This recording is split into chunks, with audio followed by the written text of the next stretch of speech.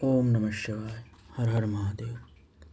श्री कार्तिकेय स्वामी ने वामदेव जी ऋषि को उपनिषद के महावाक्यों को बताते हुए उनका विशेष वर्णन किया।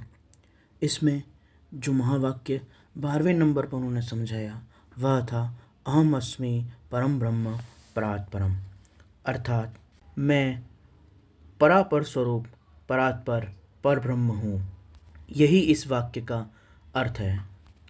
क्योंकि उपनिषदों के अनुसार जो परब्रह्म परमात्मा है वही विवर्त रूप से सभी प्राणियों जड़ चैतन में प्रतिबिंबित हो रहा है। अतः जो मेरे हृदय में भी आत्मा का स्फुरण, चैतन्यता का स्फुरण है, वो उसी का अंश, उसी का विवर्त है।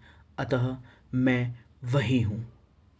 जिस प्रकार मिट्टी से बने हुए सैकड़ों प्रकार के घड़े, छोटे बर्तन, कटोरी, सुराही आदि तत्वरूप से मिट्टी ही है, उसी प्रकार से चैतन्य परब्रह्म परमात्मा से बने हुए ये जल, अग्नि, वायु, आकाश आदि, और इन जल, वायु, अग्नि, आकाश आदि से बने हुए अणु और परमाणुओं के रासायनिक क्रियाओं से बने हुए ये मनुष्यों के शरीर आदि, ये सभी कुछ उस परब्रह्म का ही विवर्त हैं, उसी से निर्मित हैं। जैसे मिट्टी से निर्मित पदार्थ मूल रूप से मिट्टी ही है, हम उसे अपना व्यवहार चलाने के लिए अलग अलग नाम और उपयोग करते हैं, वैसे ही संपूर्ण जगत के सभी जड़ चैतन्य जीव, पशु पक्षी, वृक्ष आदि और पत्थर आदि भी उस परमात्मा चैतन्य से ही बने हैं। तत्व रूप से वह एक ही पदार्थ से बने हैं और वह पदार्थ परम शांत ब्रह्म है। आगे कार्तिकेय स्वामी 13वें महावाक्य के बारे में बताते हैं। वेद शास्त्र गुरुणाम तो स्वयं आनंद लक्षणम। इसका अनुवाद है, वेद शास्त्र और गुरु के वचन प्रमाण से मैं स्वयं ही हृदय में आनंद स्वरूप ब्रह्म को अनुभव करने लगता हूँ। जब साधक वेद, शास्त्र, पुराण एवं अपने सद्गुरु के वचनों के ऊपर निष्ठा रख के साधना करता है और ध्यान समाधि, भाव समाधि, योग समाधि या सांख्य की समाधि, किसी प्रकार की गहरे ध्यान की अनुभूतियों को अनुभव करता है, तो वो अपने हृदय में उनके वाक्यों को सत्य सा अनुभव करने लग जाता है। उसे उनकी सत्यता का प्रमाण अपने ही भीतर, अपने ही हृदय में आनंद स्वरूप ब्रह्म को अनुभव करके मिलने लगता है। और उन शास्त्र वचनों से, गुरु और संतों के वचनों से वह हृदय में ही आनंद स्वरूप ब्रह्म का अनुभव करने लगता है। 14वां जो महावाक्य है वह है सर्वभूत स्थितम ब्रह्म तदेवाहम न संशय, अर्थात जो सभी भूतों के हृदय में स्थित है वह ब्रह्म मैं ही हूँ, इसमें कोई संशय नहीं है। सभी प्राणियों के अथवा जड़ वस्तुओं के हृदय में जो अस्तित्व की, चैतन्यता की संचार कर रहा है वह परब्रह्म परमात्मा मुझ में भी है। अतः मैं मूल रूप से वही हूँ। यह शरीर पंच तत्वों का है, पंच तत्वों में मिल जाएगा, और जो कुछ भी कर्म और कार्य किए जाएंगे वो इस संसार में ही रह जाएंगे। लेकिन जो आत्म तत्व है, चैतन्य है, वो सदा एक रस वैसा ही स्थित है। जो सभी भूतों में है वही मेरे हृदय में है, और वही परब्रह्म परमात्मा स्वयं देवी देवताओं सबके हृदय में है। वो सबका आधार है और वही मैं हूँ, इसमें संशय नहीं।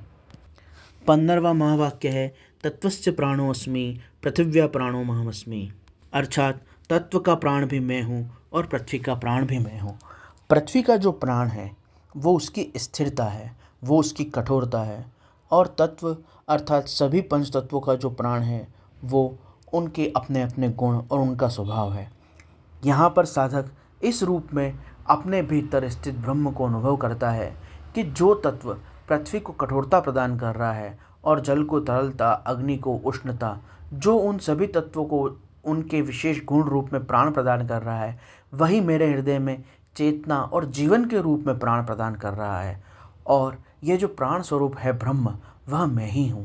मैं उस परम ब्रह्म परमात्मा से भिन्न नहीं हूँ, क्योंकि उसकी शक्ति से ही, उसके अधिष्ठान से ही यहाँ चेतना का स्फुरण हो रहा है, तो कहीं तरलता का, कहीं द्रवत्व का, कहीं उष्णता का स्पंदन हो रहा है। ये जो सबके प्राण हैं, उन प्राणों का जो आधार है वो एक ही तत्व है। इसी प्रकार 16वां महावाक्य है, आपाम च प्राणो अहमस्मि तेजश्च प्राणो महमस्मि, अर्थात जल का प्राण भी मैं हूँ और तेज का प्राण भी मैं हूँ।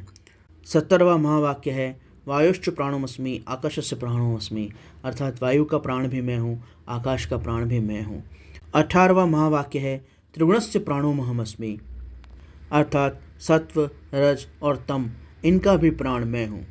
ये सभी महावाक्य इस बारे में बताते हैं कि इस जगत के जो त्रिगुण हैं, पंच तत्व हैं, पंच पदार्थ हैं और जो कुछ भी जीवन है या जड़ वस्तुएं हैं, उनके अपने अपने प्राण हैं, उनके अपने अपने गुण हैं, आधारभूत शक्ति है और वह सब में एक जैसी है।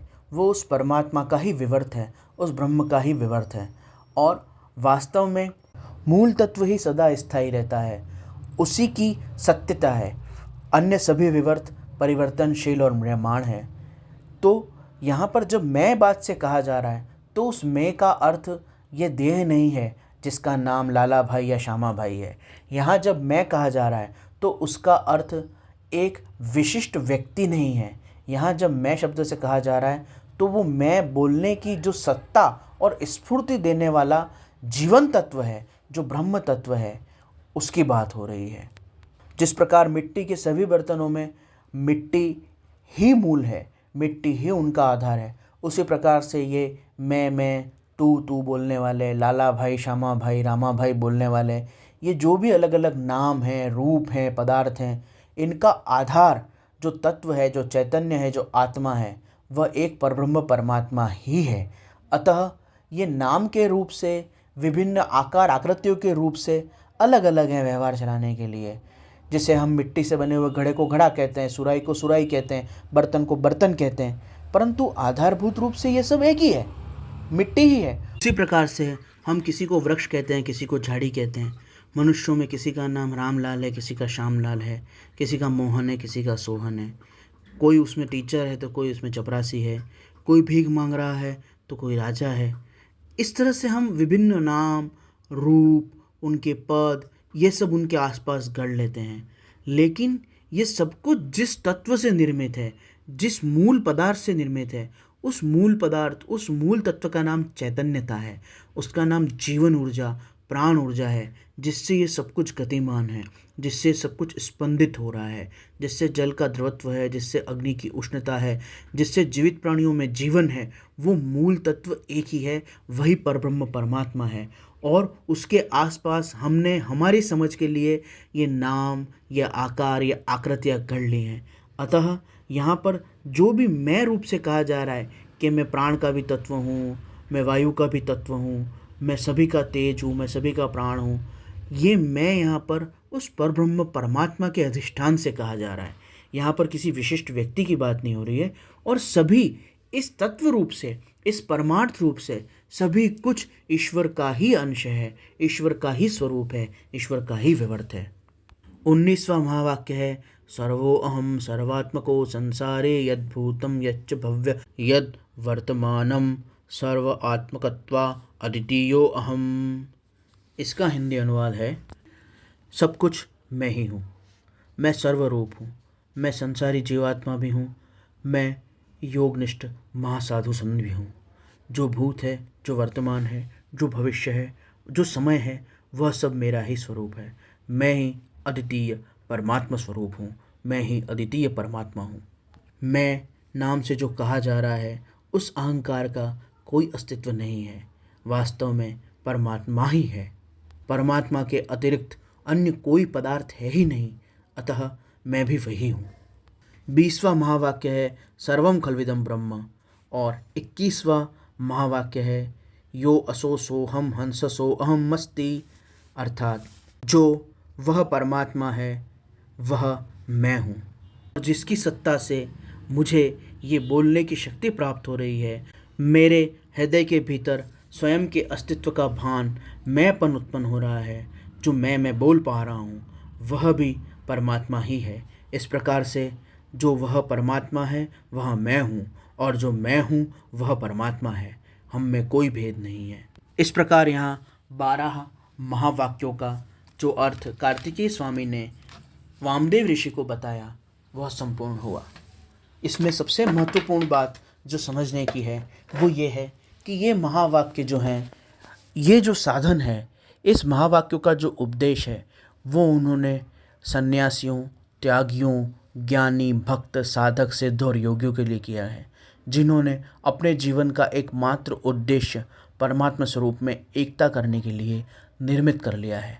और इन वाक्यों को पढ़ लेना मात्र सत्य नहीं है, इनको पढ़ के इनकी व्याख्या कर लेना, इनके अनुसार अपने आप को ईश्वर स्वरूप मान लेना, यह केवल प्रारंभिक बातें हैं।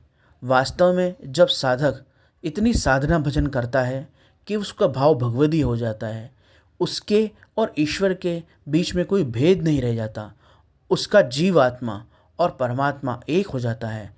जब समाधि द्वारा, भक्ति द्वारा, भगवान की कृपा से, गुरु की कृपा से, मंत्र जागृत होने पर, योग सिद्ध होने पर, ध्यान परिपक्व होने पर, जब साधक परिपूर्णतम ईश्वर से एकाकार हो जाता है, तब यह वाक्य सत्य सिद्ध होते हैं। इनकी केवल व्याख्या कर लेना, इनको तार्किक रूप से, बौद्धिक रूप से समझ के पढ़ लेना, ये एक साधारण सी बात है।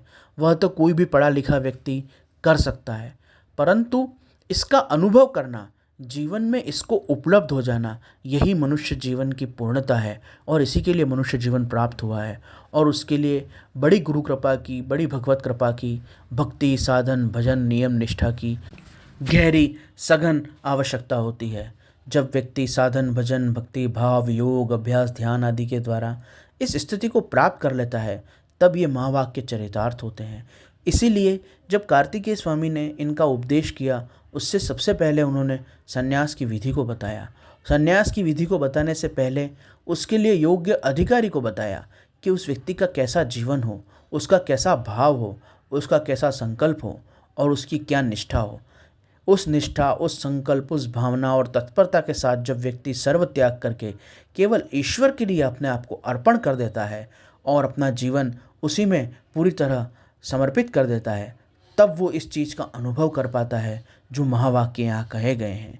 केवल बातों के लिए, चर्चा के लिए, तर्क वितर्क के लिए इन वाक्यों का कोई महत्व नहीं है, क्योंकि ऐसी बातें कहने वाले तो रावण जैसे मूर्ख भी थे जो अपने आप को परमात्मा कहते थे, अहम ब्रह्मास्मि कहते थे, और इच्छाएं और वासनाएं उनमें कुत्तों और सुअरों जैसी थी। तो कुत्तों और सुअरों जैसी वासनाएं, इच्छाएं, राग द्वेष, मान अपमान का असर, ये सब लेके, संसार का सारा जंजाल माथे पे लेके किसी को अहम ब्रह्मास्मि अनुभव नहीं होता। उसके लिए जिस प्रकार का व्यक्तित्व चाहिए, उसका कार्तिकेय स्वामी ने स्पष्ट वर्णन किया है। फिर संन्यास की विधि का वर्णन किया है और फिर उस गहन साधना का भी वर्णन किया है कि किस प्रकार ध्यान किया जाए, ओंकार का अभ्यास किया जाए और उसके बाद इन महावाक्यों को अपने हृदय में ही अनुभव किया जाए गुरु और शास्त्रों की कृपा से, और अपने स्वयं के दृढ़ पुरुषार्थ और भगवान की अपरंपार कृपा से अपने आप को परमात्म तत्व अनुभव किया जाए।